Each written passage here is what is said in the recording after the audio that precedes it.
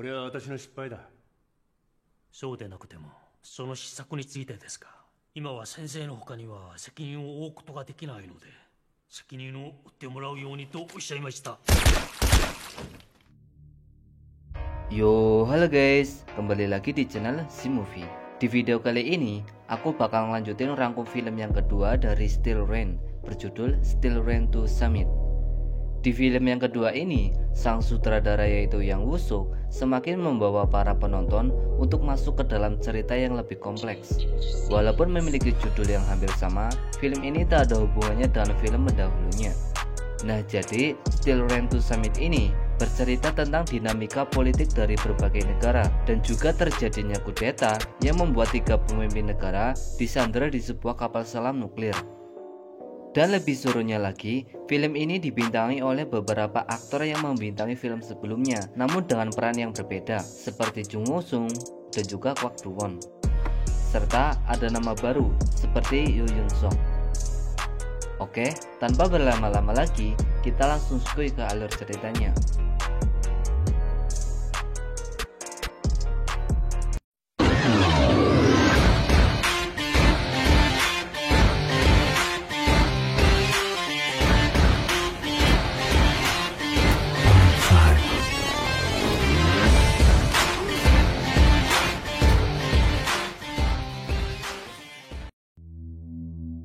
Di awal film, kita diperlihatkan ketika armada laut Amerika Jepang sedang melakukan latihan perang bersama di Laut Onikawa, Jepang.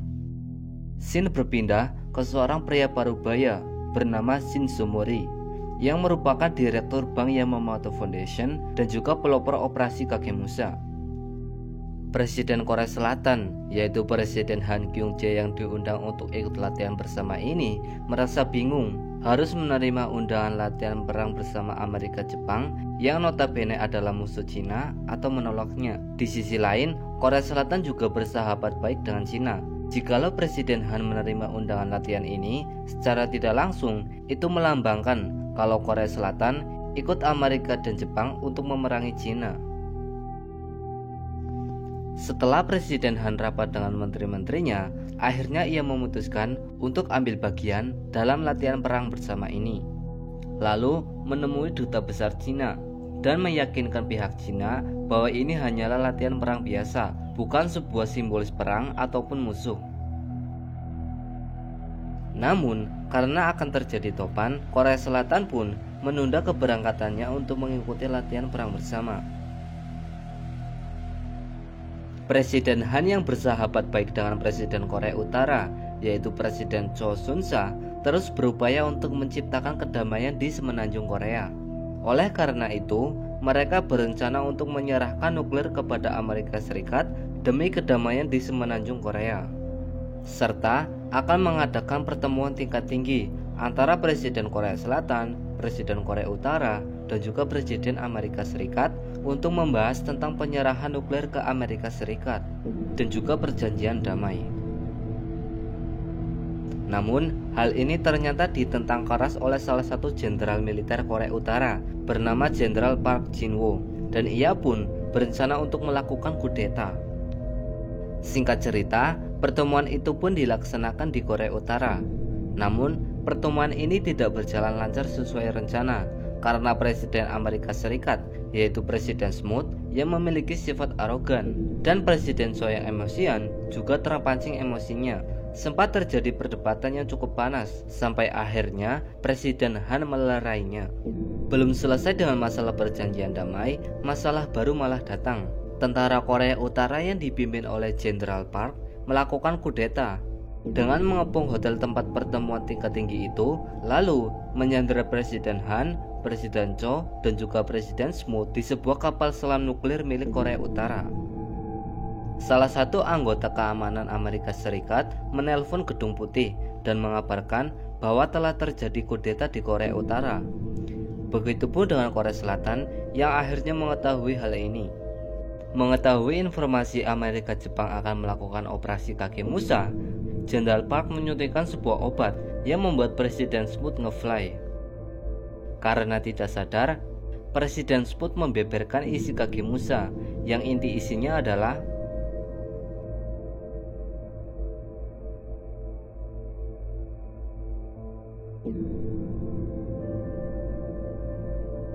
yang kemudian direkam dan dikirim ke pihak Cina. Scene berpindah ke Gedung Putih. Amerika Serikat menduga dalang dari kudeta ini adalah Cina. Mereka berencana untuk meluncurkan rudal artileri ke perbatasan Cina Korea Utara sebagai tembakan peringatan. Dan di sini akhirnya kita mengetahui yang ternyata dugaan Amerika benar kalau Cina adalah dalang dari kudeta ini. Lalu alasan Jenderal Park melakukan kudeta ternyata dirinya dibayar oleh Cina sebanyak 10 miliar dolar dan juga 5 miliar dolar setelahnya setiap tahun. Pembicaraan ini ternyata diketahui oleh awak kapal. Karena sebelum itu, Presiden Han menekan tombol telepon yang kemudian didengar oleh seluruh awak kapal. Fakta menariknya adalah tidak semua awak kapal melakukan kudeta. Ada sebagian tentara yang tidak mengetahui hal ini. Nah, yang mengetahuinya hanya beberapa saja, seperti Jenderal Park, kapten kapal ini, kita sebut saja Kapten Kwak, yang ternyata juga adalah saudara Jenderal Park, serta ada beberapa tentara yang menggunakan topi yang dibawa oleh Jenderal Park. Namun, hal ini ternyata diketahui oleh Kapten Kwak, yang kemudian langsung merusak telepon tersebut. Awak kapal yang tidak mengetahui hal ini pun mulai bertanya-tanya apa yang sebenarnya terjadi, dan baru menyadari bahwa mereka sedang dibohongi. Presiden Chul dan yang lainnya ke kapal ini bukan untuk kunjungan, tetapi karena disandra.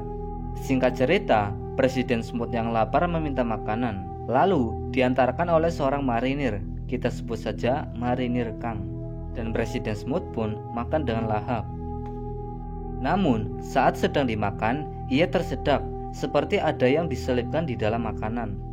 Dan benar saja, ternyata di dalamnya terdapat sebuah kertas. Marinir Kang berpesan agar mereka bertiga tetap berada di ruangan ini, walaupun mereka mendengar suara tembakan dari luar. Hal itu dilakukan karena Marinir Kang dan awak kapal lainnya akan melakukan perlawanan kepada Jenderal Park.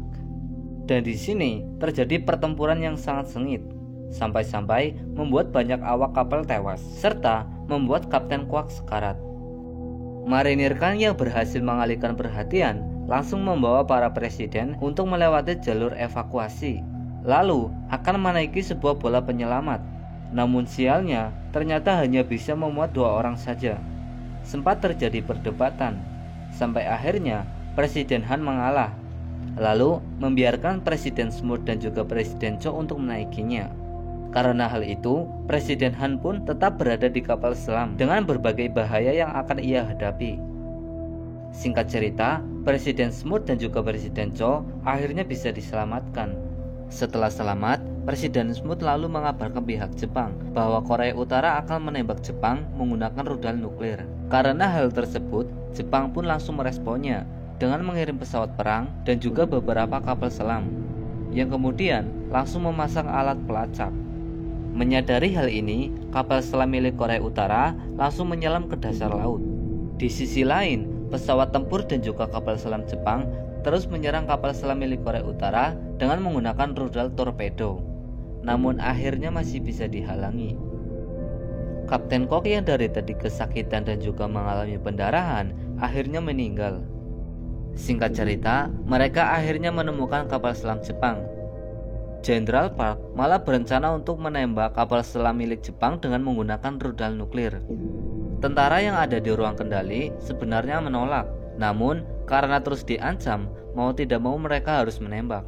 Namun, beberapa detik sebelum meluncurkan rudal nuklir, Presiden Han mendekati mereka dengan membawa granat aktif untuk mengancam Jenderal Park. Tetapi, hal itu tidak berlaku untuk Jenderal Park, yang kemudian malahan menembak Presiden Han sampai terkapar.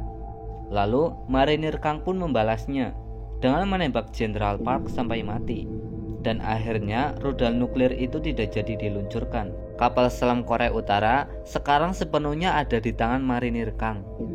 Tiba-tiba ada rudal torpedo yang jaraknya sudah sangat dekat. Karena waktu yang mepet, Korea Utara pun langsung menembak rudal juga.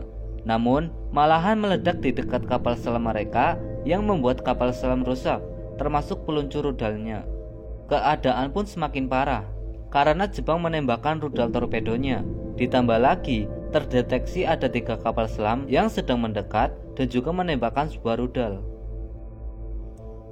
Karena peluncur rudal mereka sudah rusak, semua orang yang ada di kapal hanya bisa berdoa dan pasrah dengan keadaan.